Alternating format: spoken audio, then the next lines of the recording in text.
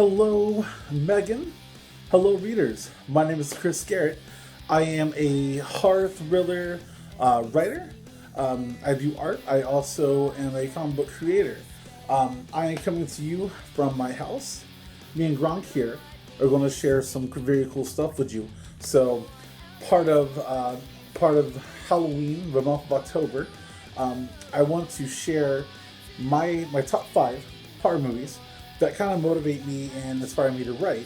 I've read a lot of horror thriller. I don't really have a genre particularly, but if I had to pick one, I'd probably say horror because it seems like I do Halloween all year round. I love horror. I love a suspense. I love the most terrifying thing to me is something that could actually happen in real life. That to me is the best horror movie. But I like the monsters. I love everything about Halloween. I love vampires, werewolves, ghouls, zombies, goblins. So anyway, let me share with you my top five horror movies. This is hard, man. This is hard because I love. There's so many horror movies that have inspired me. So many that I love. That whether it was I grew up watching them or I just they're just so good to me. But I narrowed them down. Like me, these movies have either the directors or people involved with the movie have maybe some trouble when people tell them they can't make this movie and they end up making it and being very successful at it, or the characters in the film. As the indie writer, I strive every day to try something different, and people tend to tell me maybe it's not your thing, maybe you can't do that. And so it's motivation with these kind of actors and characters and directors and producers that kind of take that risk and we try something different. So part of my list is part it involves characters, it involves people basically doing the impossible on top of everything. So let's get started. This is in no particular order. Not that I really planned it, but my number one will be my number one at the very end. So let's get started with this one. So Friday the 13th, not one, all of the Friday the 13th, because who doesn't love a good slasher movie, right? Any chance now, if you take away Jason Voorhees to be in just Jason Voorhees, man, a massacre can happen anywhere. That's terrifying to me. And the camp settings, being Camp Blood or Camp Crystal Lake. I love the Friday the 13th series, just because of the supernatural piece with Jason Voorhees. But just man, very very good. They're just very campy, very Halloween kind of movies. This is definitely one of the franchises I like to crack open around this time of year. Usually I like to watch these during the summer because it's kind of in the camp setting, but I like them during Halloween too. So Friday the 13th, the entire series. I really can't say there was a bad Friday the 13th movie. Just like any genre and slasher, man, it's killing people. It's just fun. What can I say? All right, next up. Sorry, I think I want to put this in order. I'm going to have it order to them, so bear with me. All right, the next one. I have this sign. This is special because I have met some of the people in this movie. Blair Witch Project, 1999, not the remake, not Blair Witch 2, no Book of Shadows, just the original, and I'll tell you why. So this is Heather Donahue had written this to me. I told her what she did was amazing, and I'll tell you why it was amazing.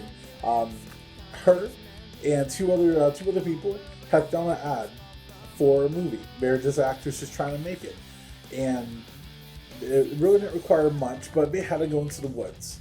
There was nothing there. They had to act. They were given a script, but there was no physical being. There was no actual Blair Witch. There was no monsters chasing them. They literally had to build a story off a background story, and they had to film it as if it really happened.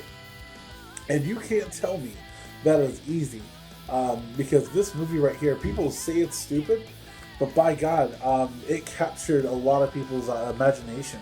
It scared me for years, like because of this and like the mockumentaries that came along with the Sci-Fi Channel. They put a lot of promoting and a lot of marketing into it, and it had me believing it for a long time that this was seriously real. And I couldn't even sleep without a nightlight. And to this day, because of this movie, because of the Blair Witch Project, I cannot sleep without some kind of light. It really has messed with me. For therefore, it gets in my top five. Blair Witch Project, Heather Donahue, definitely one of my favorite actors in the film. Mike's amazing. I think his name was Josh. They're all great people. I've met them all, but I have to say this movie is definitely, people and the producers, everybody involved with this movie. They really went on the week and they were running off just storylines and good acting and an absolute one hell of imagination to come up with something so terrifying that wasn't even there, while they were filming. So that's pretty impressive. So again, this is one of that has my heart too. I love Blair Witch Project, one of my favorites. All right, Grunk, what do you think? Next one, cool. All right, and the next one, I'm looking. Let's see if I had to bring it to another one. All right, I'm gonna say it's gonna be Trick or Treat. So Trick or Treat, to me, this was more of a coming from a story, an original point of view. Like this reminds me of a lot of film anthologies and like horror TV growing up. Like I watched a lot of Tales from the Crypt, Tales from the Dark Side. I think the show was called Monsters, Eerie, Indiana, Goosebumps, any of these you can think of that became like a Tales tale, if you will. Tales from the Hood. I love those kind of movies and TV shows because they Twilight Zone. I can think all day long, man. But those kind of films and TV shows, I grew up watching like Sci-Fi Channel and different cable television networks, and it also sparked the imagination for me because there was a different story like every week. And what was really unique with Trick or Treat, same thing, different story, but all the characters tied together. You had the one mascot. And this starts with an interruption. Quick break. But anyway, so I was talking about the mascots. Sam is a mascot, and this one he is a trick-or-treater. He kind of decides himself in each story, and at the end, there's a big reveal. So it's kind of cool. Kind of like how the Crypt Keeper was kind of like the host of Tales from the Crypt. Kind of tied himself in. If you want to get really weird, technical, Nightmare on Elm Street, Freddy Krueger, Freddy's Nightmares was a series similar to something like this, or Tales from the Crypt. Anyway, but yeah, I enjoyed this right here. Was a great, just a solid trick-or-treat horror movie kind of thing. It was nice. It was well-rounded. I enjoyed it, and and again, it was just strictly a trick-or-treat movie. It's a fun movie for Halloween. It's amazing. So, not to be confused with the 1986 Trick or Treat. It's a different movie. By the way, if you go searching, it will give you something different. So, Trick or Treat, another one of my favorites. Okay, so the next one is, so trying to pick between these two is going to be kind of hard. I deserve some coffee thinking about that one. But I'm going to go with, okay. So the next one on my list, Ghostbusters 1 and 2. So again, we talk about one thing. I love Dan Aykroyd, man. I love Coneheads. I loved so many things he's done on Saturday Night Live. Dan Aykroyd's just one of those characters you enjoy watching. But it's the fact that him, Ivor Reitman, and brain fart Harold Ramis. They started this. They they have their boys from Saturday Night Live. They got together. Dan being from a family of paranormal believers and investigators. He was raised this kind of stuff. So him and I got to writing, and Harold, we all got to writing around, and we came up with we basically got Ghostbusters out about it. And I don't think they realized how successful this movie was going to be. And I don't know, it even seems like me, it was even felt like kind of was on a low budget at the time. But it is an absolute classic for me. I love the movie. Importantly, man, it's the fact that you have three guys that were told they're never going to be able to do anything paranormal. They get kicked out of their college. They were basically jobless. Nobody believed what they were going to do. So they put their money where their mouth was. They went out. they got the tools, they got the talent, in the words of Ernie Hudson, and they made things happen. They became very successful at the paranormal business, busting ghosts, catching them. They figured out everything they need to do right when everybody said they didn't, and then like you see from part one to part two. Part one they save the city, then part two, the mayor and everybody just basically says, okay, well screw you guys, you caused more damage than anything. It's all your fault. And they came back and saved their asses again. Second time around. No matter what people said about them, they were there to save the city, not once or twice. So for that, I respect it. I'm a ghost head. I love the movie. If you see me out in person, I do cosplay as Ghostbusters. The cool thing too is the fact that what ties me, what helps me with my my writing when it comes to the characters and what they do, is with this script and this film, all the interaction between Bill Murray, Dan Aykroyd, Ernie Hudson, Harold Ramis, it's funny, and it's very it almost reminds me of like a family, because they're cracking jokes to each other, and even in the worst case of things that are going on, they're still just going at it. Like when at the end of Ghostbusters 1, with Stay Puft comes up, the whole Gozer thing. They're like, choose your traveler, and everybody's like, clear your mind, and here comes Ray, and they're like, what did you do, Ray? And then you see Stay Puft, and Ernie Hudson's like, oh shit, and they're like, Ray's gone, bye bye Egon, and just that whole conversation to me is like my favorite part of that movie, just the whole Stay Puft thing and everything they're talking about. Oh, he's a sailor, he's in New York, we can have laid, we won't have a problem. That was funny to me. I loved it, and when I write, especially the book I've written recently, Barista versus Zombies, the characters in that book, the baristas that work among each other, all have nicknames that they give each other. They're all tight with each other, and they crack jokes even in the worst case scenario of the zombie apocalypse. So a lot of that to me kind of came from the script writing and the interaction with the actors in Ghostbusters. So 1 and 2, again, awesome stuff. So the next one is going to be one that strikes. This is probably my favorite horror movie franchise, period. There's nothing like it. It has all kinds of it's a fine blend of comedy and horror, and the director and the storyteller behind it, originally started it, basically took a gamble with this movie, and it became a huge successful franchise. So boom, Nightmare on Elm Street, again, the entire series, not just one movie. In my opinion, the first movie was okay, but the second was pretty good too. But my favorite was actually Dream Warriors. Because you got, I think, it's Dream Warriors, Dream Master, that's why I don't want to get confused. So, not Dream Master, but Dream Warriors. So part 3 was my absolute favorite.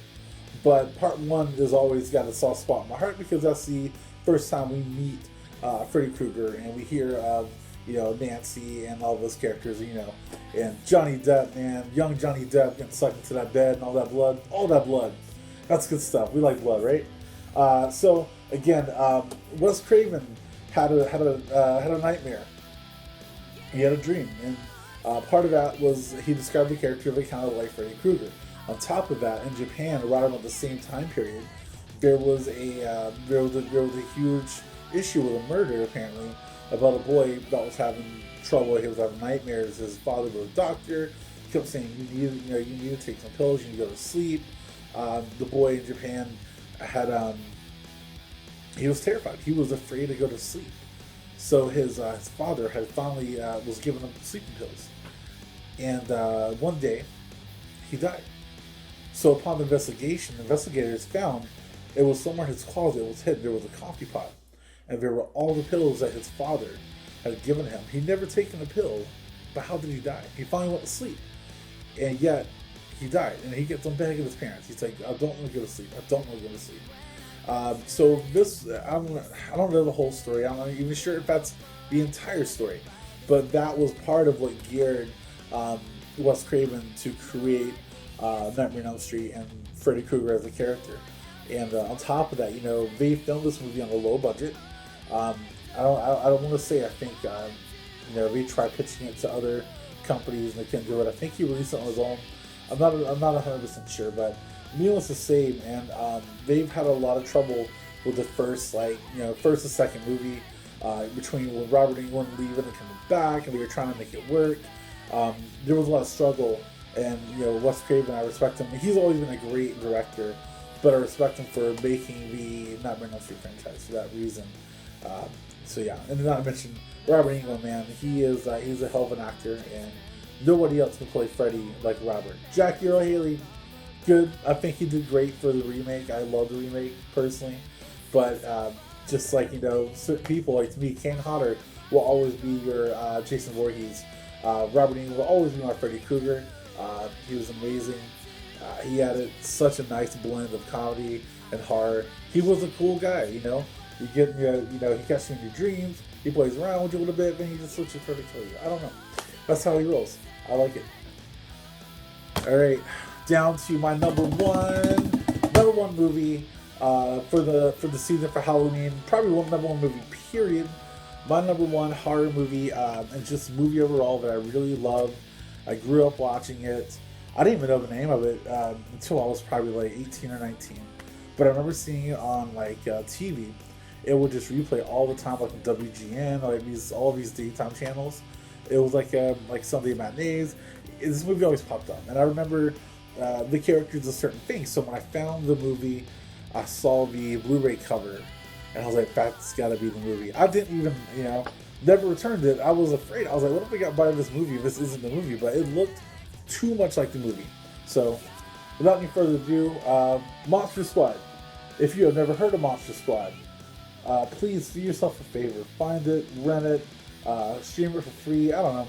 Find a way to watch it because it's really good. Basically, it's like the Goonies, but instead of like an old grandma and her two crook sons chasing them for treasure, it's basically all Universal monsters: Dracula, Creature from the Black Lagoon, Wolfman, Frankenstein's monster, the Mummy. They're all chasing these kids for a very special book that was written by Van Helsing, basically talking about how to destroy monsters and put them in another world. On top of that, Rosa Emerald, you have to do that. So Dracula knows he's came back. He realized that this is something Van Helsing tried to do, and Van Helsing failed. So now somehow this kid found this very important journal in a yard sale. His mom got it for him, and now you have all these monsters after these children. Even willing to kill them for this book and whatever else they have. And it's cool. Like I said, it's definitely an 80s movie. To say it's for kids, it is a kids movie, but it is a borderline kids movie. It's, kids are saying words like shit and piss. It's a little weird, not like our kids movie now. But so Monster Squad is something I loved. I love Universal monsters. I love the Goonies. I love the interaction of the kids. You have a bunch of kids who are hunting monsters. How in the hell was that possible, right? Any adult be like, no, you can't do that. And they did. And they fucking excuse the language, but they slayed them. They filleted them. And the army shows up and they're like, dude, we're done. We're the Monster Squad. Boom. Hands of a card. Game over. Spoiler alert. So yeah, this is one of those movies. It's amazing. Again, the chemistry, the storytelling, the campiness of horror, like around Halloween, because they do go trick or treating with Frankenstein's monster. Excuse me, it's kind of cool. So again, Monster Squad. This is by far the one movie. If I watch any movie more than once a year, I'd probably say a solid 4 to 5 times, maybe 8 times total in a year. This is that movie without a doubt. So especially for the Halloween season. Yep. Especially for the Halloween season. Anyway, so that's that. So, I hope you guys enjoyed my list. I know Gronk, he likes my list. We've watched them all together. Gronk has been one of these since the 80s. We hang tight, man. We hang tight. So, again, just want to remind you guys, if you liked everything I talked about, maybe you should check out my book. Boom! I've also did the art, by the way. Something that somebody said, you can't draw. I probably can't, but I did anyway, and it looks good. And thank you. If you don't like it, I don't care. But I hope you check this out. Yay! So Barista versus Zombies. To kind of give you a brief story on this, it's about baristas. And imagine Starbucks during a zombie apocalypse. So basically in Macon, Georgia, if you know where Macon is, you've got the Street Bean. This is not a real place, but this is my place. It is a super hopping local coffee shop everybody goes to, whether they're going to work, going to school, coming from work, coming from school, hanging out. This is like their home. This is a home away from home for a lot of people. This is a local hangout. So there's a time where our characters are getting ready for the day, but those things are going kind of weird.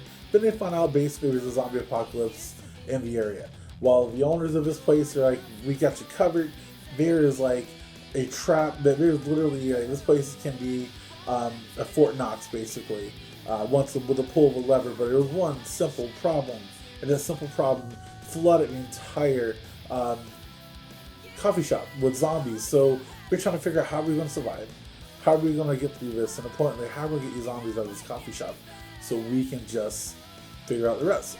We have plenty of food, plenty of everything else, but we don't know how to get rid of the little problem down below.